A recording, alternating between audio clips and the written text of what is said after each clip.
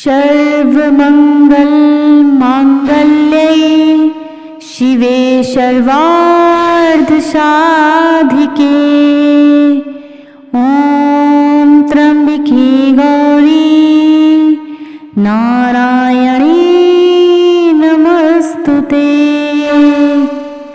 जय माता दी दोस्तों, हमारी दैविक कथा कहानी चैनल पर आप सभी का स्वागत है।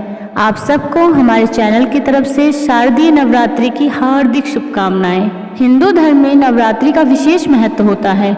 ऐसी मान्यता है कि नवरात्रि के पर्व पर माँ दुर्गा स्वर्ग लोक से 9 दिनों के लिए पृथ्वी पर आती हैं। नवरात्रि के 9 दिनों में पूजा पाठ, व्रत, मंत्रोच्चार और धार्मिक अनुष्ठान भी किए जाते हैं।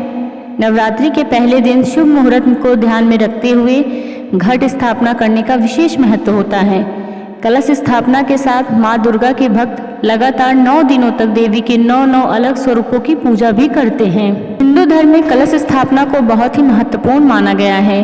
शास्त्रों और पुराणों में कलश या घट स्थापना को सुख, समृद्धि, वैभव, ऐश्वर्य और मंगल कामनाओं का प्रतीक माना जाता है। नवरात्रि के पहले दिन घट स्थापना शुभ मुहूर्त में ही करें।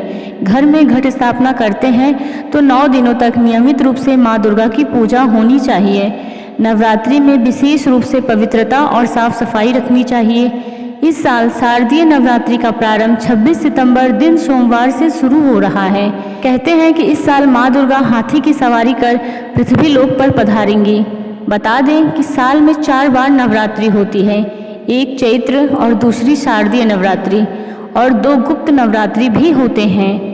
नवरात्रि में 9 दिनों तक माँ दुर्गा के 9 रूपों की पूजा, हवन, यज्ञ, जगराता, गरबा का आयोजन किया जाता है। इस साल नवरात्रि 26 सितंबर की सुबह सूर्योदय से लेकर 8:06 तक सकल योग का निर्माण हो रहा है। कलश स्थापना करने का शुभ मुहूर्त 6:11 से 7:51 है। घट स्थापना का शुभ मुहूर्त 11:48 से दोपहर 12:36 तक रहेगा। इस बार मां अम्बे का आगमन हाथी पर होगा, जो कि उन्नति एवं खुशी का प्रतीक है। नवरात्रि के पर्व पर पृथ्वी लोक में माता का आगमन होता है और माता रानी घर घर स्थापित होकर अपने भक्तों को आशीर्वाद देती हैं। देवी भागवत पुराण में माता के आगमन का विस्तार पूर्वक बताया गया है। अगर आप सभी देवी भगवती की कथा सुनना चाहते हैं तो हमें कमेंट में ज़रूर बताएं। धार्मिक ग्रंथों के अनुसार नवरात्रि को लेकर 2 पौराणिक कथाएं प्रचलित हैं।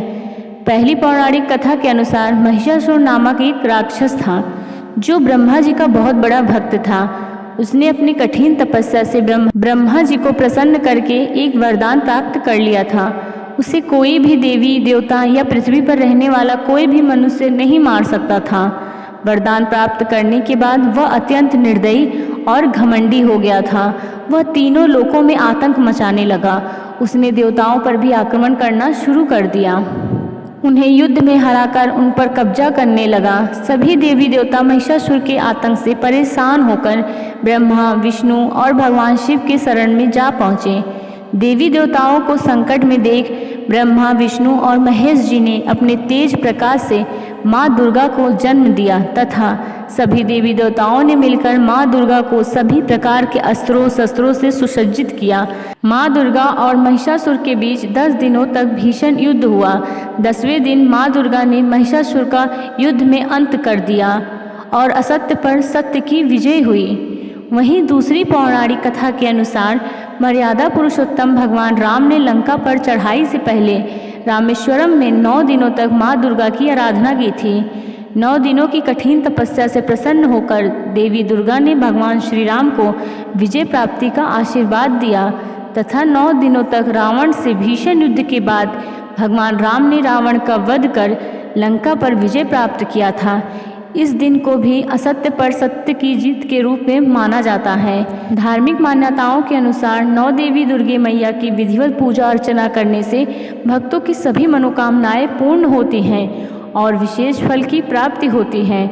नवरात्रि के पहले दिन स्नान आदि कर स्वच्छ वस्त्र धारण कर इनकी पूजा वाले स्थान को साफ कर गंगा जल से पवित्र कर लें। उसके बाद उस पर लाल कपड़ा बिछाएं और माँ भगवती की प्रतिमा को स्थापित करें। अब चौकी के पास मिट्टी के बर्तन में ज्वार बोएं।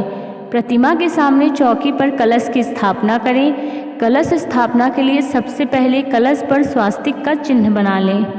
कलश में 2 सुपारी, अक्षत, रोली और सिक्का डाल दें और फिर एक लाल रंग की चुनरी से लपेट दें। फिर आम के पत्तों को कलश पर रखकर उस पर पानी वाला नारियल रख दें।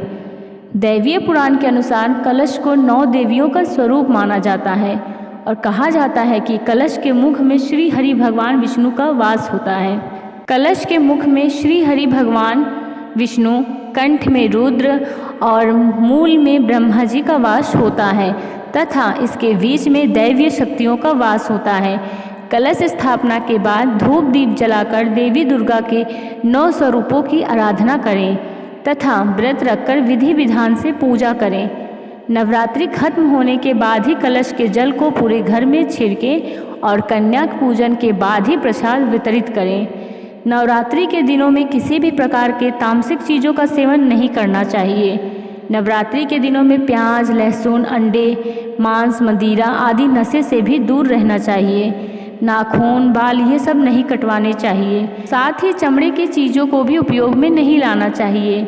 जो 9 दिनों का व्रत रखते हैं एवं कलश स्थापना के दिन से ही व्रत की शुरुआत हो जाती है।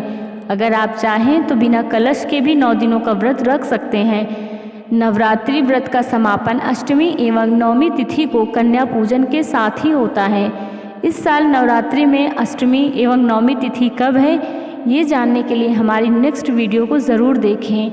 जय माता दी। धन्यवाद।